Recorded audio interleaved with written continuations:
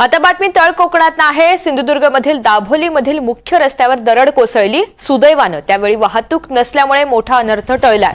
काल रात्री कोसळलेल्या मुसळधार पावसामुळे वेंगुर्ले मालवण सागरी महामार्गावरील दाभोली इथे मुख्य रस्त्यावर दरड कोसळली। काल रात्री दरड कोसळल्यामुळे या मार्गावरील वाहतूक ही सकाळपर्यंत ठप्प झालेली होती।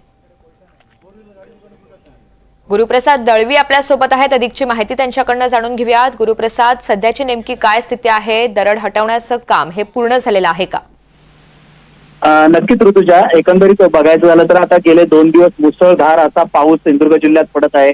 काही 2 दिवसापूर्वी देवगड असेल, जामसंडे या भागात सुद्धा पाणी भरलेलं आपण पाहिलं होतं। काल रात्री कोसळलेल्या मुसळधार पावसामुळे वेंगुर्ला मालवण सागरी महामार्गावरील दाभोली येथे मुख्य रस्त्यावर दरड कोसळली आहे। सुदैवाने यावेळी वाहतूक नसल्यामुळे मोठा अनर्थ टळला आहे। ही दरड कोसळल्याने या मार्गावरील वाहतूक सकाळपर्यंत ठप्प झाली होती। वेंगुर्ले गुड मॉर्निंग ग्रुपच्या माध्यमातून कोसळलेली दरड जी आहे ती सामाजिक बांधिलकी जपत एका बाजूने काही दगड बाजूला करून लहान गाड्यांसाठी रस्ता मोकळा केला। त्यांच्या कृतीचे कुठेतरी अभिनंदन केलं जाते आणि यानंतर सार्वजनिक बांधकाम विभागाने संपूर्ण दरड बाजूला केली असून आता वाहतूक कुठेतरी सुरळीत झालेली पाहायला मिळते। ऋतुजा, अगदी धन्यवाद सविस्तर माहितीसाठी।